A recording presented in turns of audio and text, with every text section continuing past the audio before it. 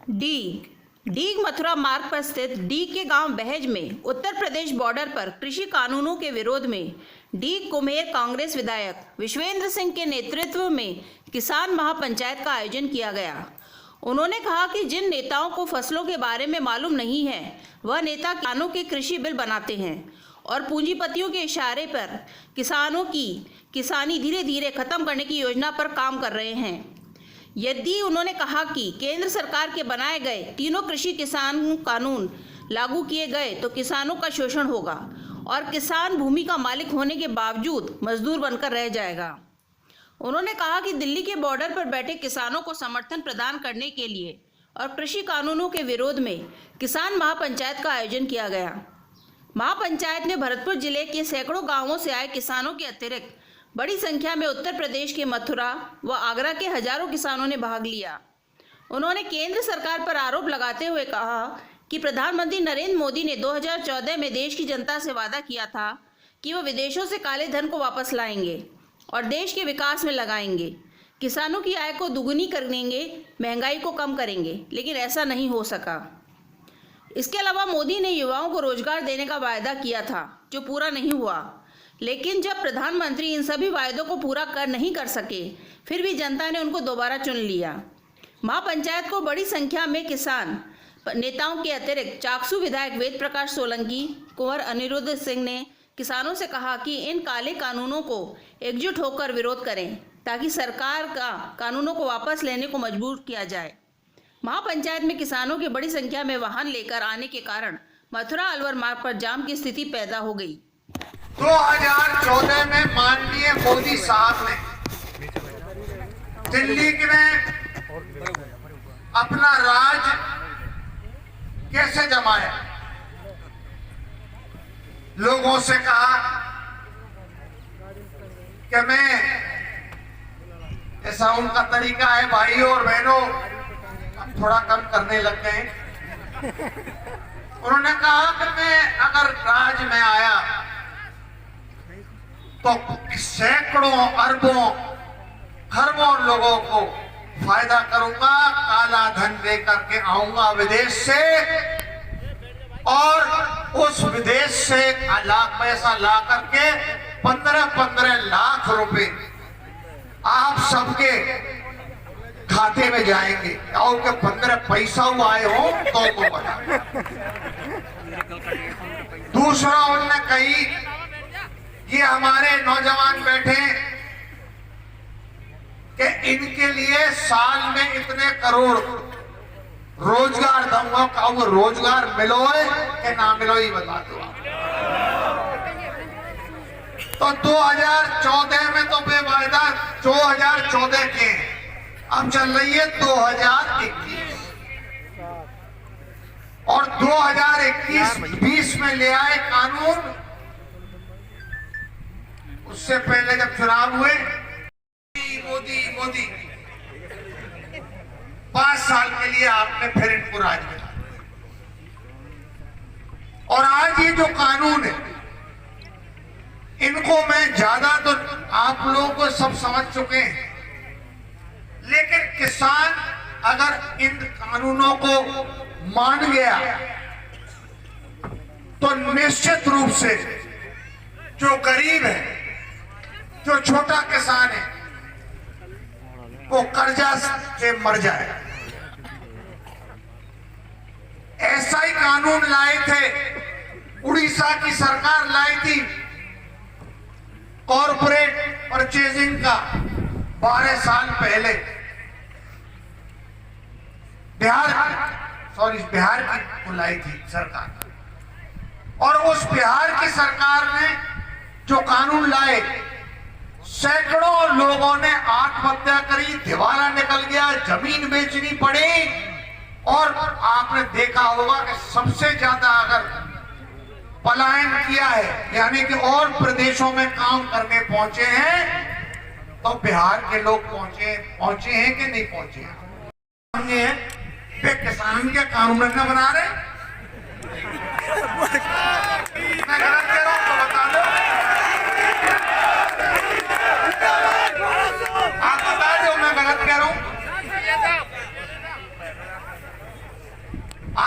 कोई आधे से ज्यादा या 3/4 नेता उनके पास पहुंच जाओ, कहीं जौ और गेहूं की बात लगे, कौन से जौ की है कौन से गेहूं तो नहीं चलेगी।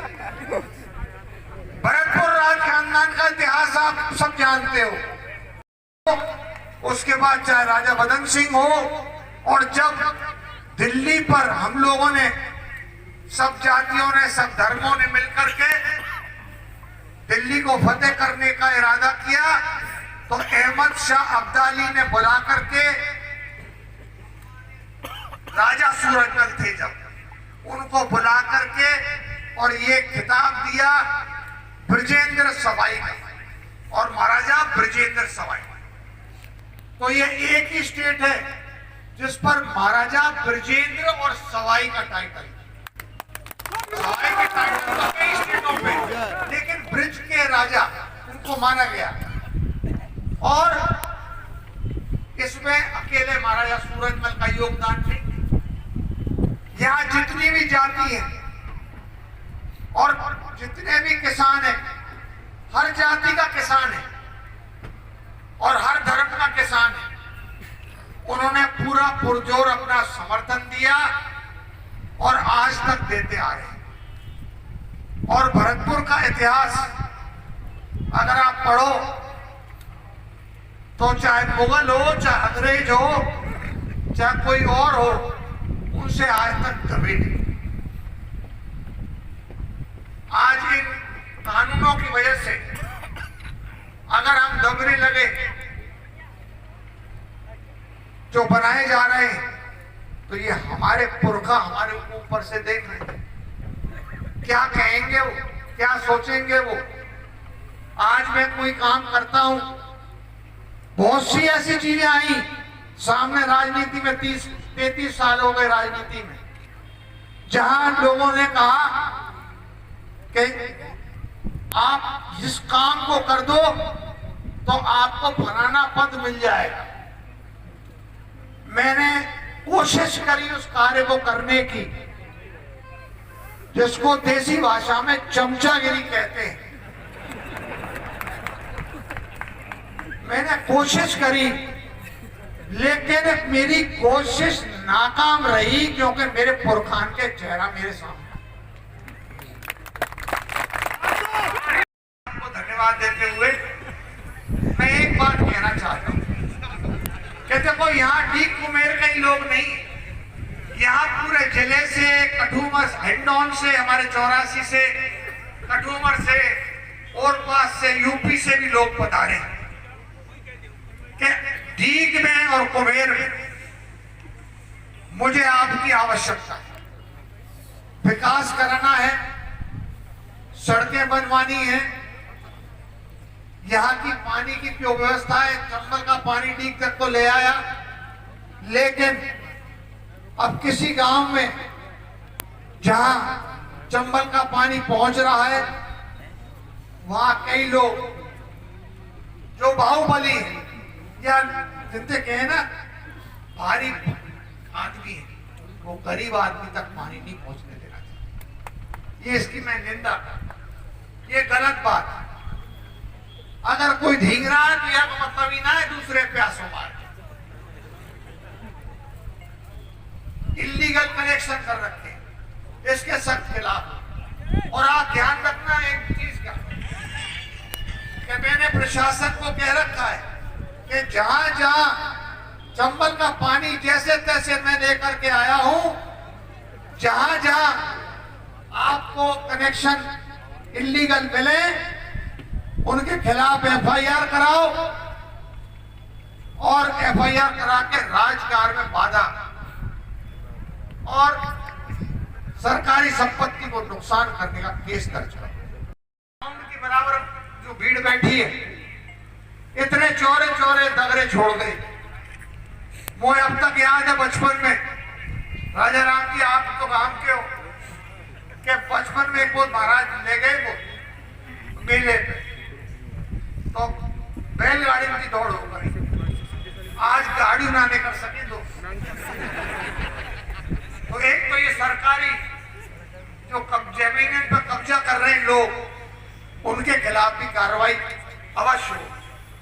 ये मैं आपसे इसलिए कह रहा हूं क्योंकि यहाँ क्षेत्र के लोग बहुत बैठे हैं और क्षेत्र के लोगों को मैंने समय समय पर जाके, मुझे कोरोना हुआ था उसके बाद तुरंत पूरे क्षेत्र में गया कि भाई 1 महीने से गया नहीं हूं, सब जगह होकर के आया, सबको समझा के आया।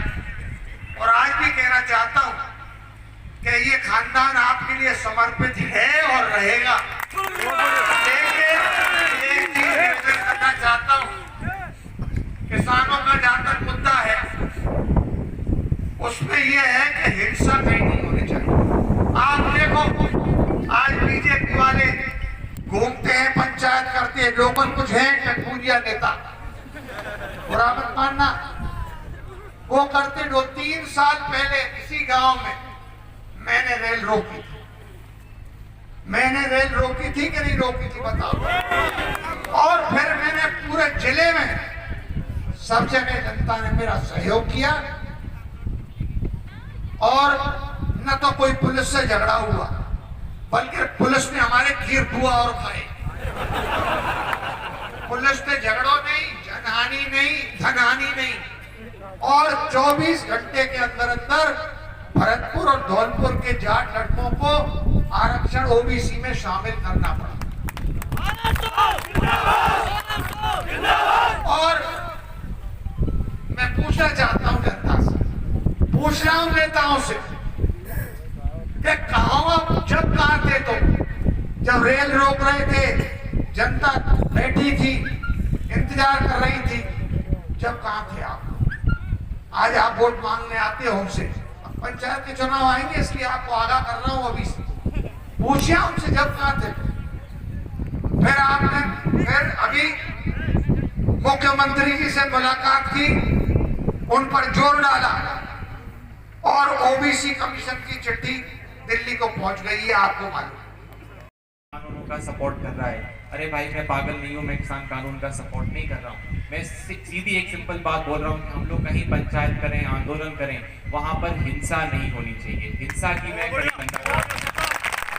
लाल किले पे तिरंगे के अपमान की भी मैं बिल्कुल भी फेवर नहीं करता हूँ, वो गलत चीज है।